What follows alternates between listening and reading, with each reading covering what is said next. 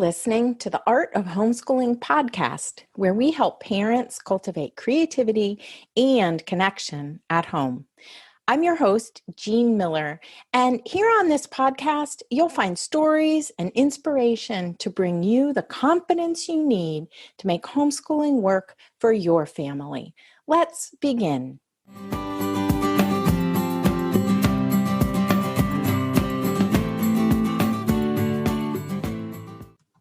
Welcome to episode 87 here on the Art of Homeschooling podcast. Today's episode is all about the long game of homeschooling.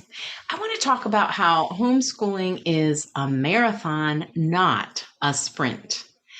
With 5 tips for you for sustaining your homeschooling more like a marathon runner than a sprinter. When I was in high school, I ran on the track team. I was a sprinter and I was pretty good. Never could do hurdles. My legs are way too short, but I could run a pretty quick 100-meter dash. I remember trying to go on training runs though with my close friend Jennifer, who was a long distance runner. I was a total failure every time. I would always go out too fast because, let's face it, I have a hard time pacing myself. And then I'd have to quit before we were even supposed to be done. These days, I often find myself saying to homeschooling parents, listen, homeschooling's a marathon, not a sprint. And I know how hard that is to understand because I'm a sprinter. When we run a marathon, we need to pace ourselves so that we don't burn out. We need to save a reserve of energy, patience, and passion for the years ahead. Homeschooling and running a marathon have a lot in common. And I just want to remind you of the story of the tortoise and the hare. If you're not familiar with this fable, I highly recommend you go check it out. The tortoise and the hare have a race. The hare starts out ahead, but then decides to take a nap because it's so far ahead. And guess who wins? The tortoise. In my relationship with my husband, Brian, I'm the hare and he is the tortoise. We've been married for over 30 years, and there have been plenty of times when I have needed to say to myself, when I've wanted to wish that he or encourage him to do something more quickly than he's choosing to do it, I've had to remind myself, who wins the race? Ask myself that question.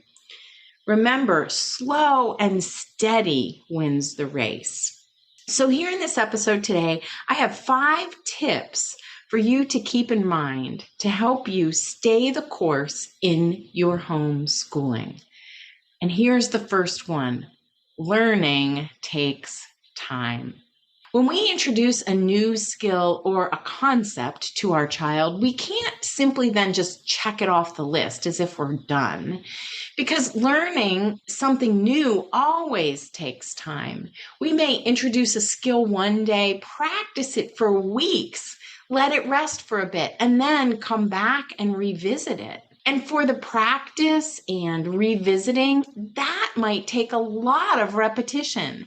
Skills development takes time. Learning takes time, sometimes years of time. Often we introduce something in, say, first grade that we might expect our children to master by the end of 3rd grade. So I found over and over again in my homeschooling that I needed to extend my horizon line.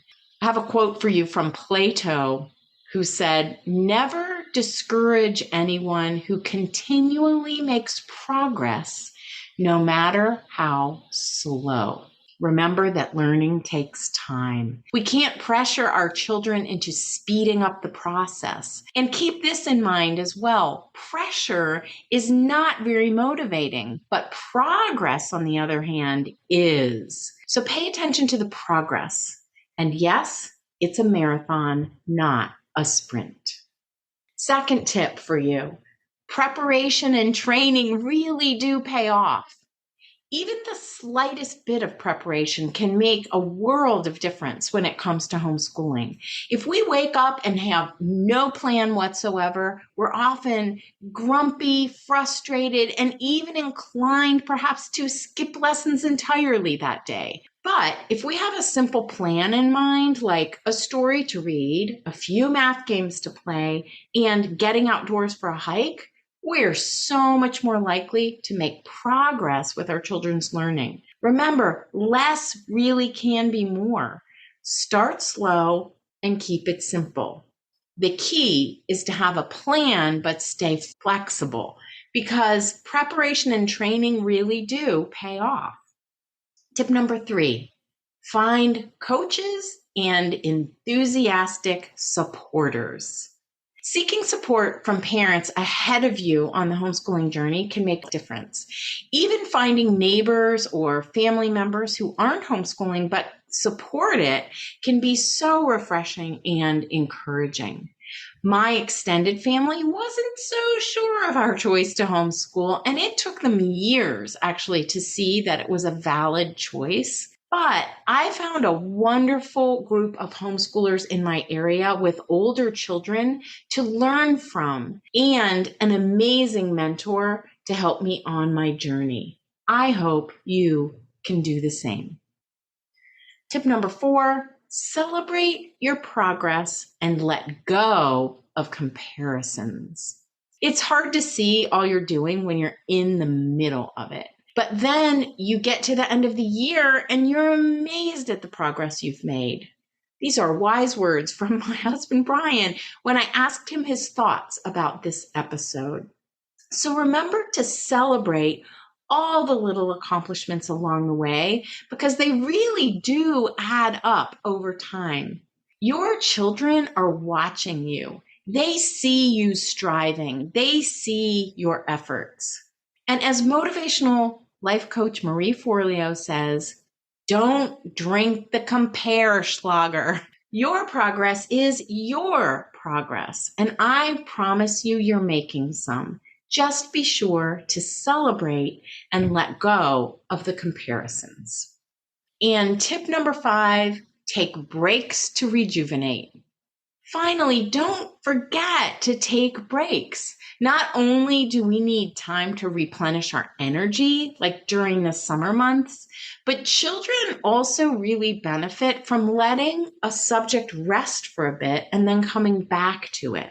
That doesn't mean you do nothing at all during your breaks, right? But you can switch up your daily rhythm so that perhaps you're playing more games for skills practice and spend some time resting, relaxing, having fun, and enjoying nature to replenish. Even marathon runners need to take breaks from training sometimes. So that's it. 5 tips for sustaining your homeschooling more like a marathon runner than a sprinter. Here's a little recap. Learning takes time. Preparation and training really do pay off. Find coaches and enthusiastic supporters. Celebrate your progress and let go of comparisons. And take breaks to rejuvenate. As we wrap up this episode, I have one more quote I want to share with you, and this one's from motivational speaker Tony Robbins, who said, "No matter how many mistakes you make or how slow your progress, you are still way ahead of everyone who isn't trying." I want to encourage you to stay the path of homeschooling. That's the idea here, to keep homeschooling sustainable. As a mama of 3 now graduated and young adult kiddos, experiencing crossing that finish line and beyond are truly amazing. Homeschooling is worth it. I know that it can be hard to see that when you're deep in the middle of the woods and you can't see the forest for the trees, but it's so worth it. You'll just have to trust me on this one. Thanks for joining me today. If you want to learn from someone further down the path, come join my Inspired at Home community, where we have masterclasses, coaching calls, and a warm group of homeschooling parents from all over the world. I'll be your biggest cheerleader. You can find the show notes for this episode, including a link to the Inspired at Home community at artofhomeschooling.com/episode 87. That's all for today, my friend. But here's what I want you to remember. Rather than perfection, let's focus on connection. Thanks so much for listening, and I'll see you on the next episode of the Art of Homeschooling podcast.